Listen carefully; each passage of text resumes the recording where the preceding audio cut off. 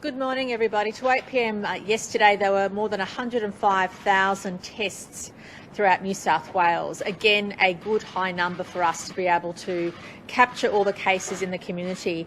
Unfortunately, we did have 233 cases of community transmission in the last 24 hours.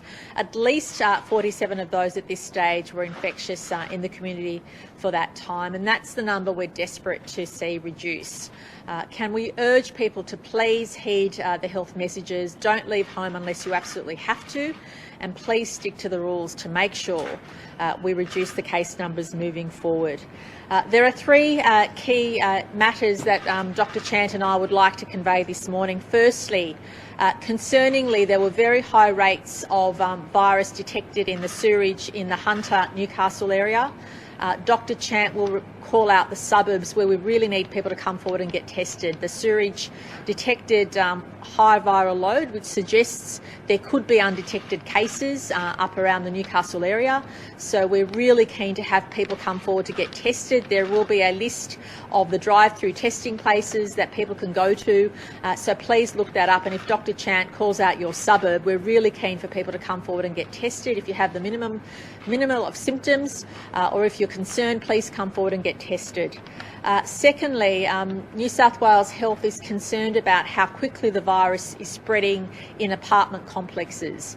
Please take note and not to congregate in communal areas, not to stay or stand around in areas outside of your actual home, not to share lifts with other people, not to use any facilities that may have been in touch with other people or any other human contacts. So we're really calling out to say that the Delta strain is very contagious as it is, but clearly in apartment complexes it adds an extra layer of complexity, an extra layer of caution we're asking everybody to undertake.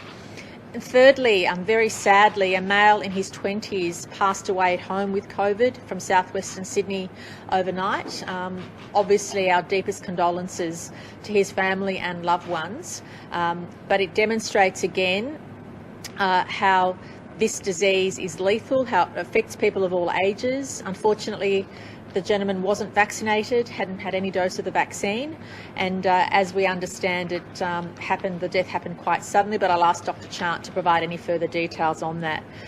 It's so important for the community to come forward and get vaccinated. Overnight, New South Wales hit that 4 million jab target, which is great.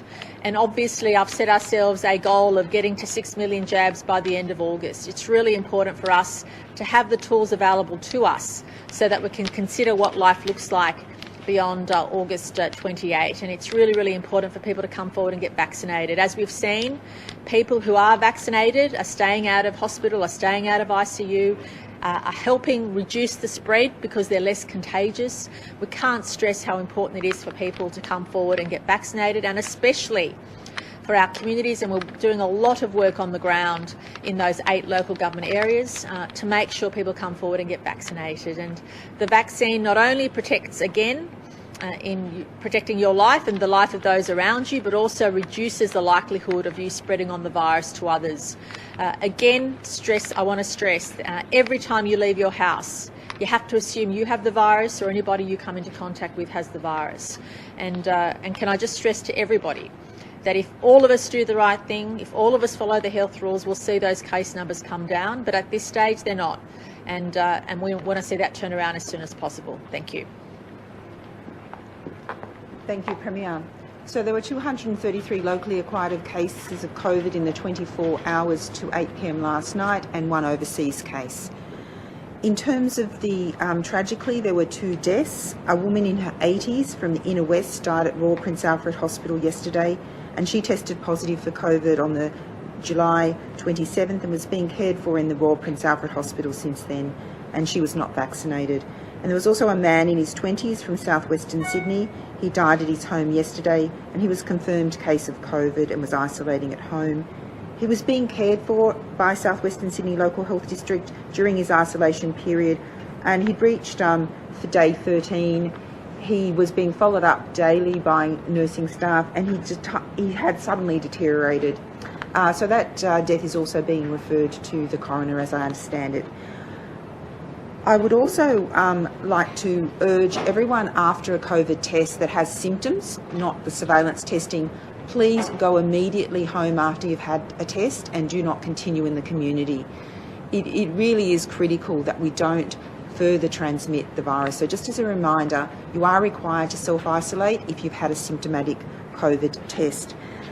Also just wanted to highlight the fact that we are very concerned about the fact that we've had a sewage detection in the Newcastle system. So there's been a detection from the Shortland sewage treatment plant and the Burwood Beach sewage treatment plant, and a lower detection in the Belmont sewage treatment plant. These sewage treatment plants serve in a number of areas, and we'll put those on the website. But a particular call out for all of Newcastle and Lake Macquarie, but particularly Birmingham Gardens, Shortland, Maryland, Fletcher, Minmi, Cameron Park, Mayfield, Stockton and Fern Bay. It is critical that we can get those testing levels up to really understand as soon as possible whether there is any undiagnosed cases there, so that we can make the best public health decisions. In terms of other sewage detections, we have had low levels of detection from the Coffs Harbour sewage treatment plant and the Mudgee sewage treatment plant. Again, we want to see high rates of testing there, again to make sure that there isn't any unrecognised transmission in those communities. I would also like to highlight the fact that we are seeing some cases in apartment buildings, and we have seen transmission with the Delta strain more than we've seen with previous strains in this context. That was why we introduced mask wearing for common areas, and why we're also messaging now to be careful as you move about apartment buildings. Please, in apartment buildings, get tested at the earliest possible time, remain isolated, but also sharing lifts with people, minimise your exposure to any common areas, really go in and out directly of apartment buildings and minimise your interactions with others. We are responding to 9 cases across 7 units in our Campbelltown apartment complex, and we're instituting further testing and control measures in relation to that apartment complex as we understand how transmission occurred.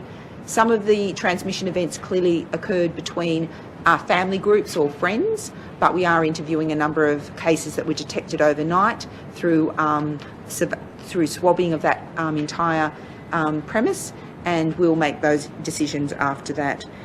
Also wanted to just highlight and give a big call out for vaccination. It is really very concerning that so many elderly people are still unprotected. I do look at the data every day to look at how many people are vaccinated across all age groups, and whilst we want everyone to over 18, the ATAGI advice is to strongly consider vaccination in the context of the current outbreak in New South Wales. It is just really tragic when I see that people in their 70s, 80s and 90s are yet to be vaccinated. We know vaccines work, vaccines protect you, even one dose. I urge people to come forward for their second dose promptly and not delay. And also I urge people of all age groups over 18, consistent with the ATAGI advice, to consider vaccination, talk to your immunisation provider. Immunisation access is increasing, particularly in southwestern and western Sydney, and it is important that everyone takes that on board. Doctor, in regards to the sad story of the 1920s, we heard last week that there were many people who weren't going to hospital soon enough. Had he been offered hospital treatment in that week? Yeah. In terms of this gentleman, and I think this is why I understand it's been referred to the coroner, but I'll just need to confirm that with the local health district, that he was being checked daily, and he did complain of feeling a little fatigued, but the deterioration will happen suddenly, as my understanding. So I think that is important that we understand. We are aware that with COVID you can get sudden deaths, and I think that is important to understand, that your health status can deteriorate and you can have sudden deaths with COVID infection, but obviously the correct course of action will occur.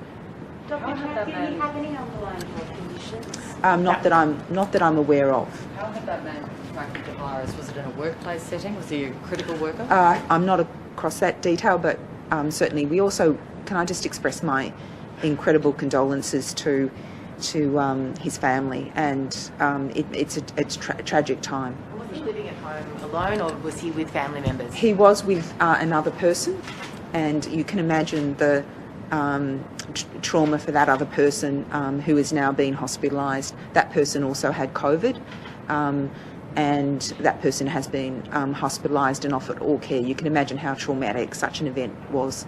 Premier, there's a long list of exposure sites that New South Wales Health have released, and they include the Reject Shop 7 Hills, the Edge Supplement Nutrition Parramatta, Dollar World Australia Warwick Farm, Captain Cash Loans Cabramatta, Accounting Dynamics Cabramatta, Bunnings Bellambi, Bunnings Minchinbury, Bunnings Ligton, Bunnings Kingsgrove. Why aren't some of these businesses shut? Why are people still travelling to work? Can't you go harder with this lockdown, because what you're doing at the moment isn't reducing the numbers? Obviously, the lockdown rules we have in New South Wales are some of the harshest our nation has seen. And we need people to remember every time they leave the house that they could have the virus, or someone they come into contact can have the virus. Now, the list, for example, of critical workers we have is very small, it's very short. But even then, we're seeing rates of transmission. Why is the Reject Shop open?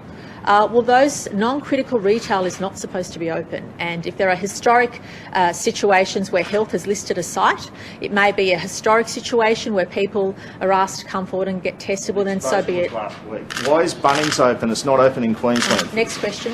Why is Bunnings open? Mark, Premier, there is a loophole that allows people who want an exemption from masks to seek a stacked deck from a GP, not actually go to a doctor. Are you going to close that loophole? Well, I know that the Police Commissioner and the health authorities had conversations last week, and the health orders were tightened around mask wearing. I'll ask Deputy Commissioner Warboys if there's anything additional on that point. Good morning. Thank you, Premier. This has been a topic of discussion for some time now. I said right at the very start that every single police officer is an investigator.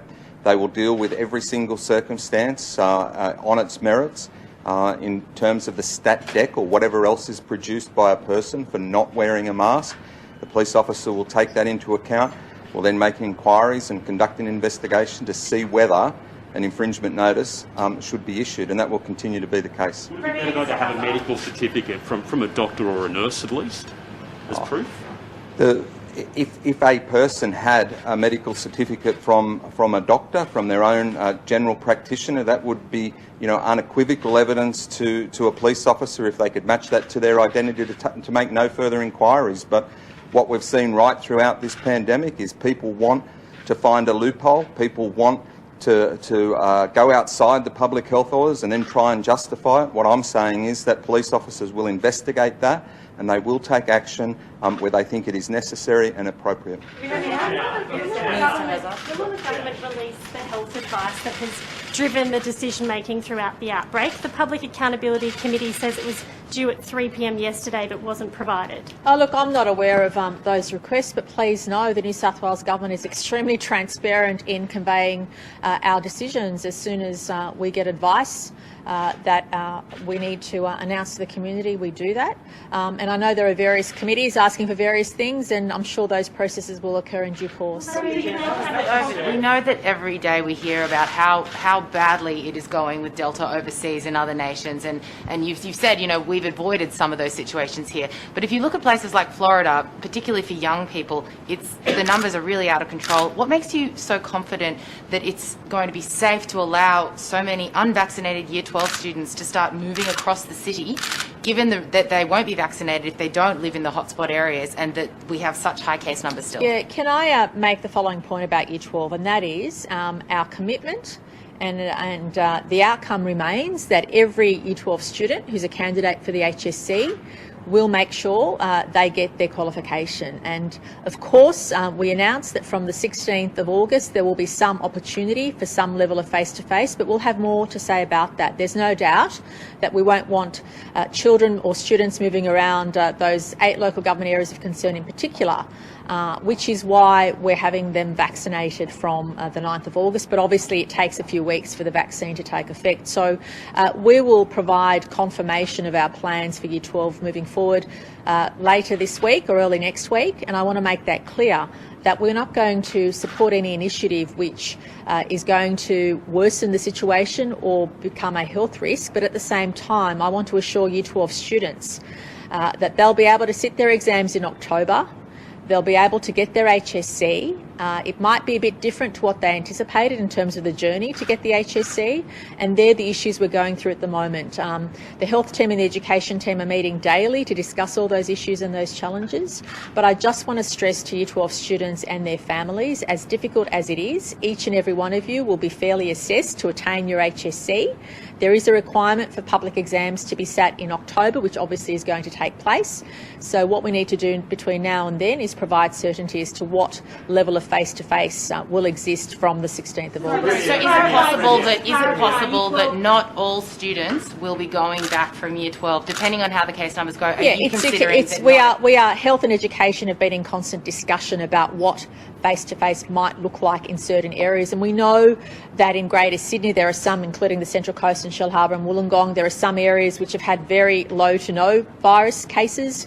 There are some other areas, including the 8 local government areas, that have very high numbers of cases. So we're working through those issues to try and provide opportunities as best we can and alternatives as best we can, but we're keen to make sure, especially when it comes to oral exams or those situations where children must have some kind of face-to-face contact, that it's done safely.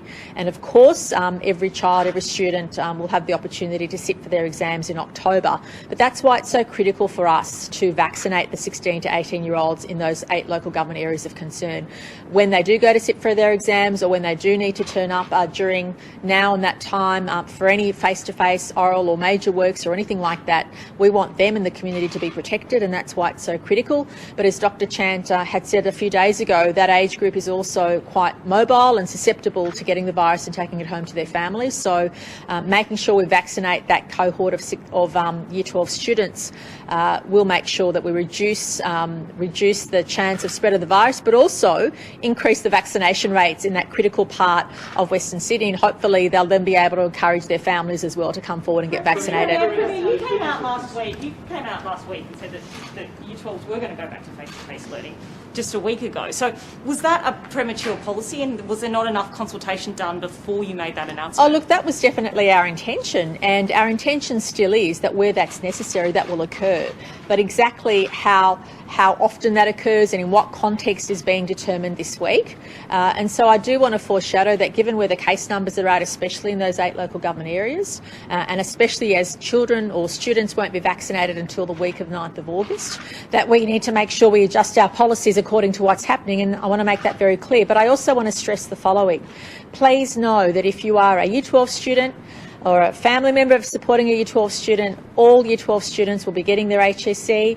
The path to how they get there will be a bit different to what they may have hoped it would be, and also we'll make sure that where face-to-face is required, that will be done safely, and also whether the settings will be different across different parts of Greater Sydney. As we've seen, it's both one silver lining but also a negative, that obviously some parts of Greater Sydney are far more impacted than others, and some parts of Greater Sydney have 0 to no cases. So therefore it's likely that we won't have a uniform policy, but one which reflects what's happening in their communities. So if the position on Year 12 has now changed somewhat, does that pretty much mean that kids, the rest of the children population, won't be going back to school this term? Oh, look, no, I don't want to make any of those comments until we have further information, and let's take a week at a time.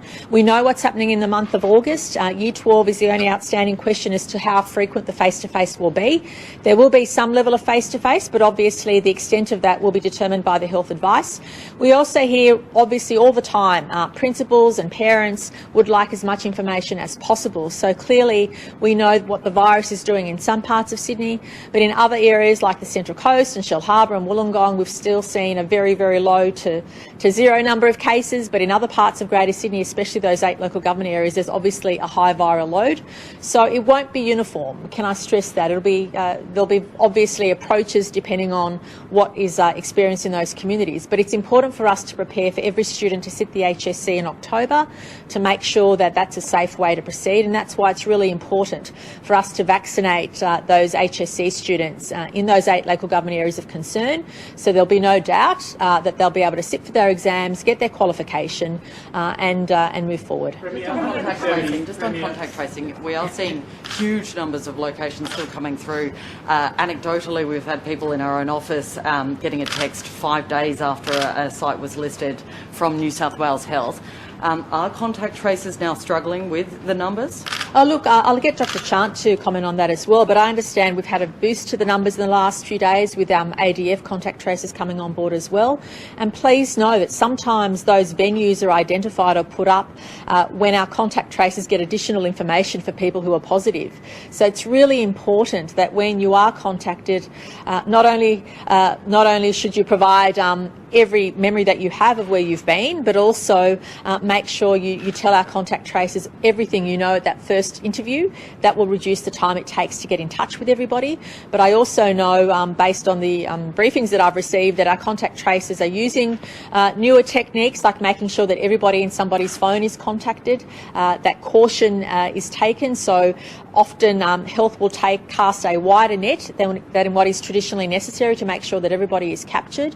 And I'll ask Dr. Chan if there's anything further to say. I think it's reasonable to acknowledge that with the increasing case numbers, it has been challenging. So systems have had to ramp up, and we've had to put in place some incredible surge, and I'd like to thank the Defence Force for their assistance as well as part of that, as well as streamline our systems. So our priority has been getting out those messages, and given that someone may be diagnosed and there's also been some turnaround time issues with laboratory testing, you can imagine that we'll go back 2 days after they got their symptoms. And so that can explain why the venues are 5 days ago, because if you've gone for a test, you got the test result in 48 hours or 24 hours, then we ask you go back 2 days where you've gone. I think the most important message, can I just emphasise this, is we are dealing with one of the most challenging times that we've ever experienced as a nation. And I would ask everyone to do their bit. This is not the time for going into 5 or 6 shops. And the last thing our contact tracers want is that people have gone to this bakery, to this bread shop, to this butcher, to this thing. I know obviously if we could just minimise the episodes. Sorry, Dr. Chant, do that. You keep calling it a tight lockdown. Every other state who's done this sort of lockdown doesn't have reject shop open. They don't have Bunnings open. Often they have curfews. Queensland doesn't have Bunnings open. Why? Is it your health advice to have these open, or is it a political decision by Gladys Berejiklian to have these open? This is one of the most tight lockdowns we've ever had, and can I just say the mobility data is showing that we are getting down to what Victoria did in the stage 4 lockdown. So the data we've got confirms this is a tight lockdown. How far above the Victorian level is it? The data suggesting that for most of the indexes, and obviously it varies by some suburbs which are outliers, that we've got to those levels. Now obviously, you know, from a public health perspective, I can't be clearer. You know, please do not go out and about. Please minimise. You know, if you can go shopping every 3 days, that if you're able to do that, please do. Can we get that data from you? Dr. Chan, I mean, this is the list from your website over the past couple of weeks of exposure sites. How can contact tracers possibly keep up?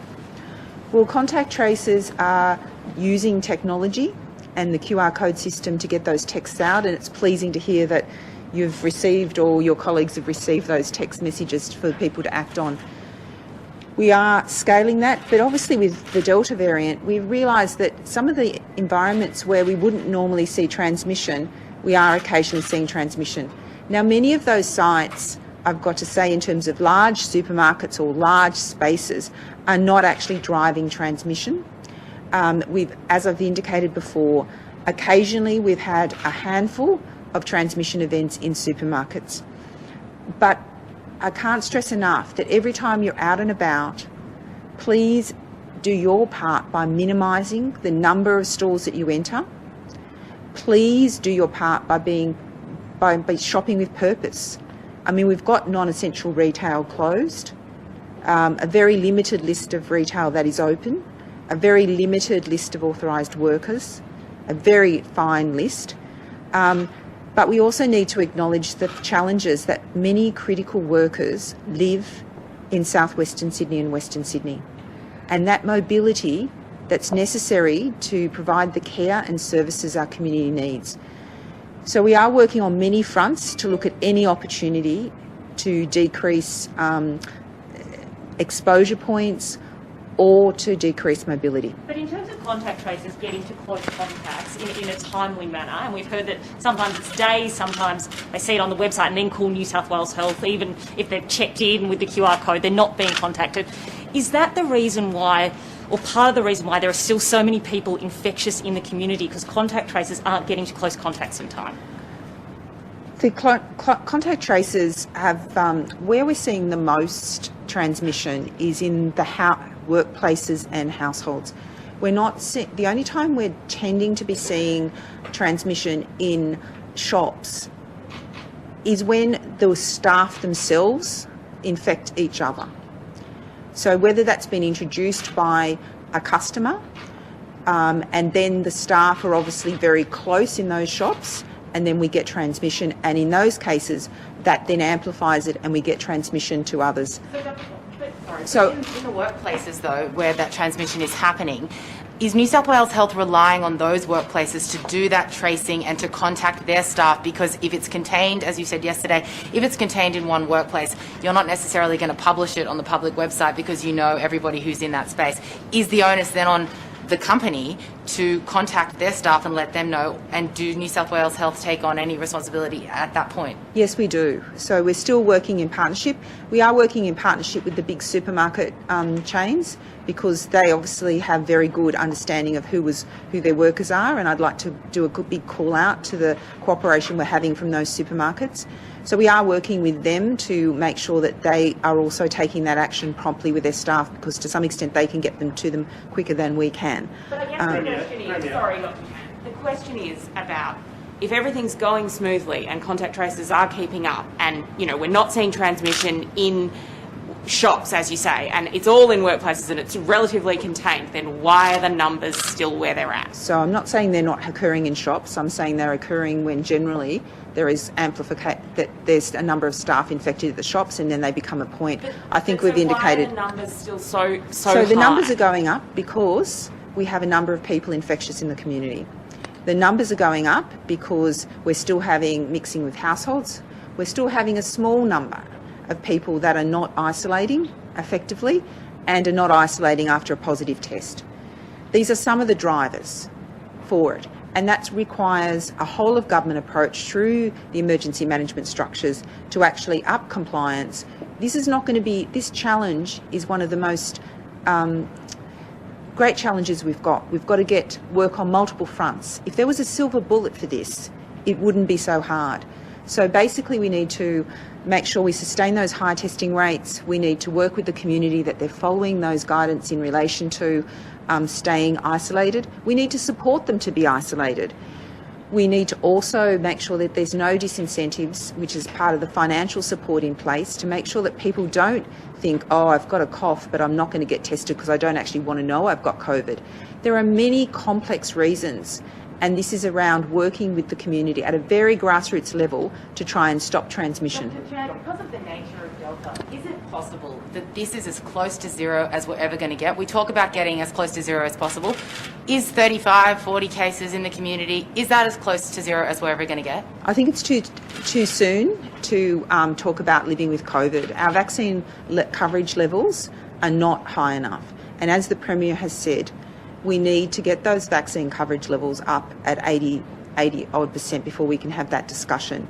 We need to do all we can to drive these numbers down, and we all have a part to play. So rather than looking for loopholes of what you can do in the public health orders, can I just ask everyone in the community and business to really reflect. I'm also asking business to take those decisions. You are required under the public health orders to work from home if it is at all practical, and I think that many of those businesses can do more. I'm really pleased with the partnership with business, but it is a shared responsibility in tackling this very, very difficult situation. Dr. Chen, given the tragedy overnight with the death of the man in his 20s, do you think that young people should give up on waiting for Pfizer? The New South Wales Health website at the moment says they should take up AstraZeneca if they wish to. Should that language be stronger? Look, all through this outbreak I've deferred to expert advice, and the experts that I draw on is the ATAGI advice. So that's an Australian Technical Advisory Group on Immunisation, which advises the Commonwealth Government. That's a set of experts that have looked at the situation, and at the moment their advice is anyone in the context of this outbreak should be strongly considering if you're 18 and over. I've continually urged all age groups to strongly consider vaccination and talk to your immunisation provider. But we also need to protect the elderly, and I'm really concerned that we still have a number of people in their 90s, 80s, 70s, 60s that are unprotected from COVID, and we need to get them vaccinated. Minister Hazard, may I ask you about the ruling in relation to women who have just had a baby? Given the recent memo... So the ruling in relation... Women who have just had a baby post-birth. Not sure what the ruling is. Yeah. Which was that they can have a support partner with them. Yeah, what, sorry? A support partner with them. Yes. Given the recent memo from the Ministry of Health asking all local health districts to allow pregnant women to have a support person with them while in hospital, do you call on chief executives in the LHDs to adopt this advice? Oh, look, the challenge obviously is, as Dr. Chant has just outlined, and I'm sure you're all aware, we are in a very challenging period. We have a very significant transmissible variant of the COVID virus. So what is happening is that the Health Ministry is trying to give guidance to work with the various hospitals to make sure that the mums, the dads, the babies are kept safe. And so there's a balancing act here, and I think it depends on the particular area that the hospital is working in. Obviously in southwest Sydney there's some particular challenges. So I have confidence that the advice that the health team are giving to their hospitals is in the best interest of their patients. Having said that, I understand that it's not what we want. I mean, in this day and age, usually partners want to be with the mum, the biological mum giving birth, and it's a challenging time. But I think we've got to give the health authorities in each hospital enough confidence to be able to make decisions that strike the balance between that and also keep other mums and dads and babies safe in those birthing units. Sorry, just go to Liz. Liz, come back to you. On the vaccine rollout. Sorry. Just is the, phase 1, phase A, B, is that all out the window now? Just go and get vaccinated? No. I mean, I think the federal government set down the priorities by working in the National Cabinet, and there was agreement that obviously health workers, quarantine workers, people at the ports, a whole range of people should be given priority. I think the challenge has been that we don't have enough Pfizer vaccine, but what we do know is we now have much more AstraZeneca, and as has been said many, many times, and Dr. Chancellor said it again, that individuals 18 and over, based on the specialist advice that is given to the federal government, should certainly consider with their medical practitioners or their pharmacist whether or not they should have it. And I think, how many times have we said that the Premier, myself and Dr. Chant have all had the AstraZeneca? It is a vaccine that is available. It's a safe vaccine, of course, like anything in health. If you're going into an operation, if you listen to the advice that's given, you'll be told there's a risk. The world is not a perfect place. and nor is medicine. But I think we're very lucky to have a vaccine, very lucky to have a number of vaccines. So my strong encouragement to young people, to older people, is to have the vaccine. Go and get it. And sadly, as we just heard, one young person in his 20s has passed away, which I think emphasises what we've been saying now for quite some time, that about 2/3 of all of our cases are currently under 40 years old. It's a very serious issue. Sorry, Ash, I said to Clinton first. Given there appears to be some apprehension still for some communities in the west and the southwest to come forward either for treatment or vaccination, would there be value in having... treatment or vaccination? Treatment or vaccination. Would there be value in having some multicultural leaders actually appearing with you at these press conferences? There was one occasion several months ago, but on a regular basis, multicultural leaders being here. Look, we've actually been doing a lot of work, which I know the mainstream media thinks that the mainstream media is it. There's a lot of other media that operates in the multicultural community. I had a meeting with, I think it was Dr. Chant last week, and we spoke to the multicultural media on Zoom. Obviously, at times, the Premier has also had more obvious mainstream media exposure, but in the end, the media that operates, and there's many of them who speak in 150 different languages, are reaching out to their community, and we are making sure that we are talking to them. We also have community leaders that we've reached out to regularly, almost daily in many cases, and they are working with their communities and sending the messages. What perhaps isn't well understood is that messages have to be given the right way and heard the right way, and so that's a challenge that we are taking advice from all the multicultural experts, the leaders, and they're telling us how in each different community we can reach out. We're doing a lot of that, and if they advise us again that we would have them with us, we would do that, but also they would have to be speaking in all likelihood in language, and that may or may not be the appropriate forum here for that. Sorry, Alex. Sorry, and then Ash, and then I'm finished. Alex. Some chronically ill patients, cancer patients, getting their treatments cancelled in hospital, chemotherapies cancelled as a result of not being able to have enough resources to do that. Are you hearing that? Is that acceptable? Is it? I haven't heard that anybody who is... I mean, what I have heard is that the health system is making sure that people's normal health circumstances are well cared for, but obviously there has to be some balancing acts if they're in a particularly challenging area of COVID, because obviously they have to take the appropriate steps. But I haven't heard that there's been anything other than... Westmead Hospital was. Sorry, where? Case specifically at Westmead Hospital. I don't know. Look, I heard yesterday from... I hear lots of things from media that aren't always accurate. I heard yesterday there were some problems in the ICU. So I personally rang the hospital management and was told that they had brought in staff from other hospitals to back in because a number of staff had been obviously caught up in a positive case. And there were still 32 beds operational and everything was going very well. So I haven't heard that, Alex. If I hear it, I'll come back and let you know, and I'll ring you personally. Sorry, Andrew. I said Ashley. The Victorian Health Minister has said that he has passed on to New South Wales how they do lockdowns. They've got to zero twice. The number here isn't shifting.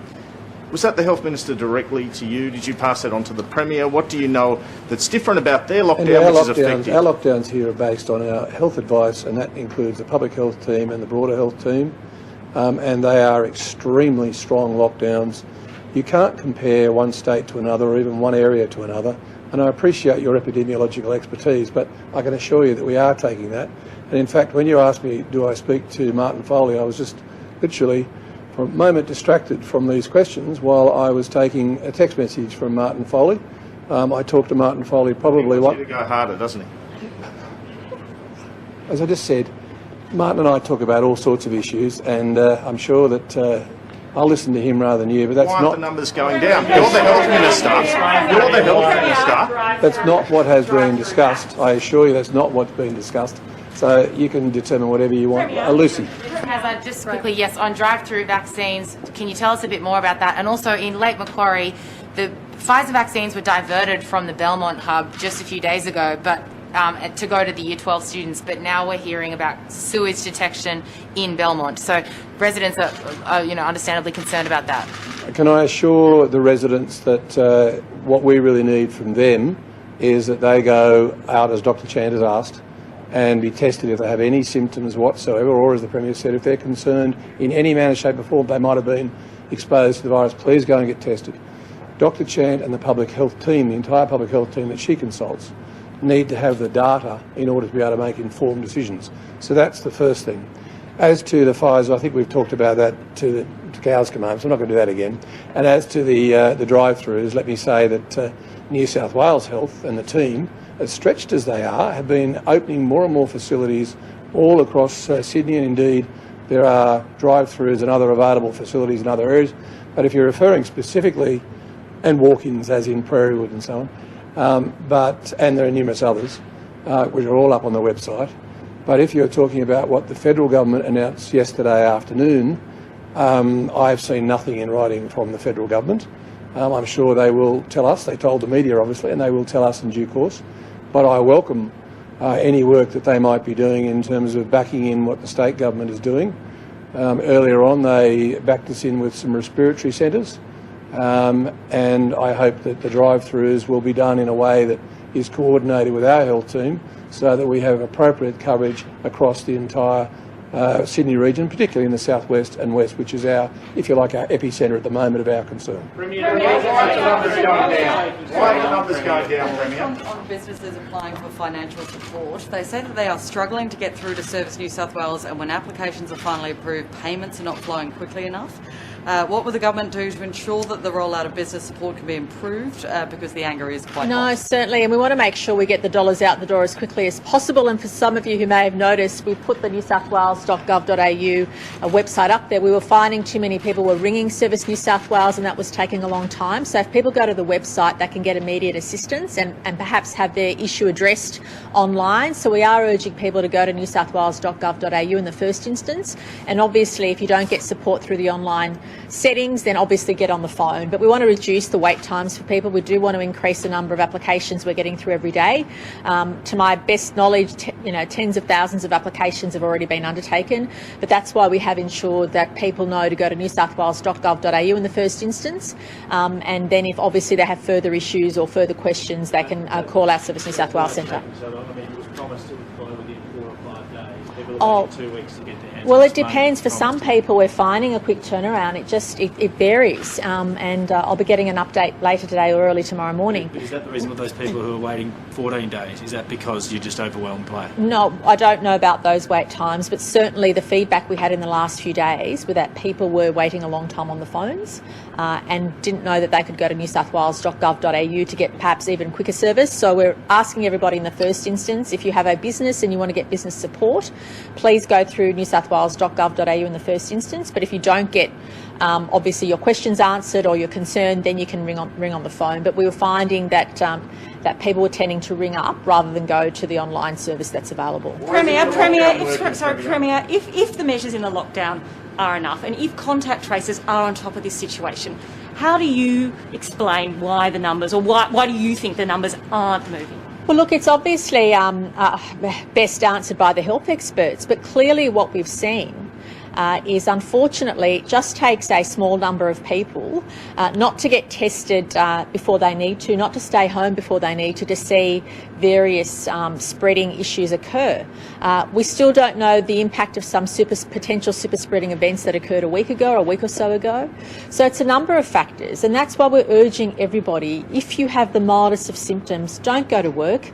Don't leave the house unless it's to get tested, and please stay home and isolate. And that is really important. And we know from the Delta strain overseas that jurisdictions the size of New South Wales that started off with the same number of cases we did are now having daily rates in their thousands. Now, I'm not suggesting we are in a position we want to be, but please know that if we hadn't taken the measures we had, that our case numbers would have been in their thousands. Now, I'm not going to rule out case numbers won't get worse. I actually think they will get worse. If you look at the number of people infectious in the community, it indicates that perhaps we haven't reached our peak.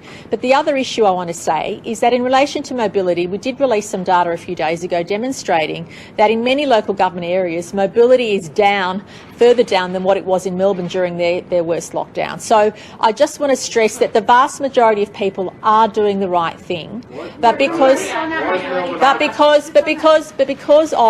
of how contagious this is.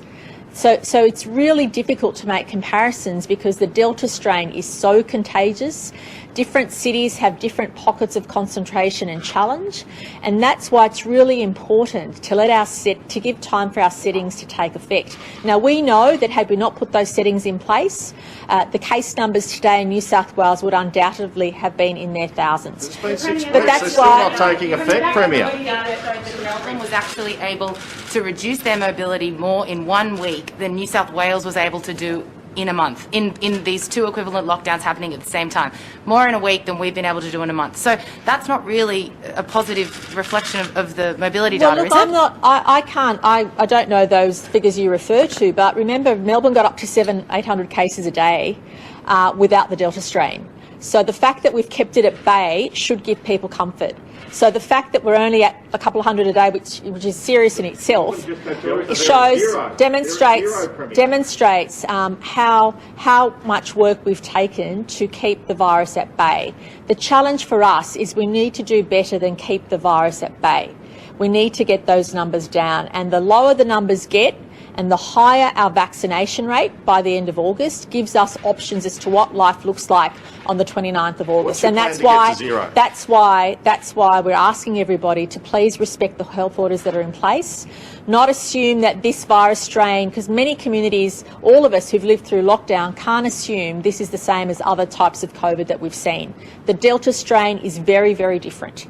The Delta strain moves in different ways. We've tried to explain every day the types of settings where it continually is more contagious than other settings. So we ask everybody to please stick to the settings that are in place. They're there for a reason. And you need to also look at the various challenges we have in certain communities as well. But please know, had we not taken the action we had, today's numbers would be in the thousands. I know it's little consolation. We still don't have the numbers where we'd like them to be. But we also ask communities to keep working with us, to keep doing the right thing. And I do want to say a special thank you to community organisations in those 8 local government areas. I know this press conference is translated every day into a number of languages. I know the micro strategies that are going on to target specific communities and support those communities get through a very difficult time. And we also need to remember that, health... we find in different parts of the state, households and the number of people in a household makes a difference. And in some parts of our communities, there are households with double digits, households of 10 or others aren't uncommon in parts of Greater Sydney. So these are all challenges we need to work through. But it's only with working together, bringing the community with us, going on the journey together, that can happen. And we are all in this together. Every single person in this state is doing it tough at the moment to varying degrees. Everybody has put life on hold. I mean, there isn't a single person I know that hasn't put life on hold, and especially, my thoughts go to parents who are trying to teach their children or support online learning as well as working themselves, as well as getting food on the table, notwithstanding every other category of person who's doing it tough. We get all of that, but it's only through working together that we can get through the next few weeks. I want to see, obviously, things improve by the end of August. I want to see vaccination rates go up. I've set that target of 6 million jabs by the end of August. I think we can get there so long as we ask everybody to come forward. And also, I have to say, as a state, we always make use of what we have. We make the best of what we have in terms of the vaccinations, in terms of where we can have access to them. Please know that had the New South Wales government not stepped up, provided all those mass hubs when at the time we were told we don't need them, we are now in a position to have capacity to get jabs in arms, so long as obviously we get those vaccine doses arriving in the next few weeks. And that's what we're looking forward to. But Premier, if we haven't reached the peak yet, do you have the modelling that shows when we will reach the peak, and then therefore when we will reach the zero? challenge is the modelling will have a number of variables. So it depends on a number of things. Depend on what the future looks like. There was some modelling I saw the other day which predicted that on today we would have more than 500 cases based on where we were a few weeks ago. So you referred to not reaching the peak yet. We haven't reached the peak Oh, yet. look, that is only, can I just say, I'm not a medical expert, that is my humble guess, given every day we follow the number of people infectious in the community and the way in which the virus moves through communities. I hope we have, but my instinct, and I'm not a medical expert, I'm only telling you what I view given the numbers that I see every day and the way that we follow the way the virus goes. It's difficult to know whether or not we have reached the peak. We will turn the corner. It's a question of when. The settings will allow us to turn the corner. It's a question of when. But I know that life will look differently on August 29 if we get those vaccination rates up and if we get the case numbers down. And that's what we are looking forward to. What restrictions we just on the compliance issue there, if you don't mind. Zero tolerance for people doing the wrong thing, but we're hearing examples of people who say they weren't doing the wrong thing and they're still copping fines. A gentleman we spoke to was flying a kite and he got a fine. I mean, are we going a bit too far in some instances? Are police going a little too far? Look, I don't know specifically about the gentleman flying the kite. I think what's interesting is that there are millions of people every single day doing the right thing. Yesterday, 360 penalty infringement notices issued. Those 360 people need to have a good hard look at themselves and make sure that when they walk out the door, my view is you turn around and have a look who is inside your home and what you are going to bring back to those people. So the police are taking a very firm approach. There's absolutely no question about that, but we are also very fair in terms of when we issue a penalty infringement notice, we listen to the person, and if they have a reasonable excuse, if they can mount a reasonable argument, they're not the people getting penalty infringement notices. It's the people who clearly step outside, who make a conscious decision to not be one of those millions of people who are doing the right thing that can get us out of this situation as quickly as we can. Thanks, everyone. Thank you. Thanks again.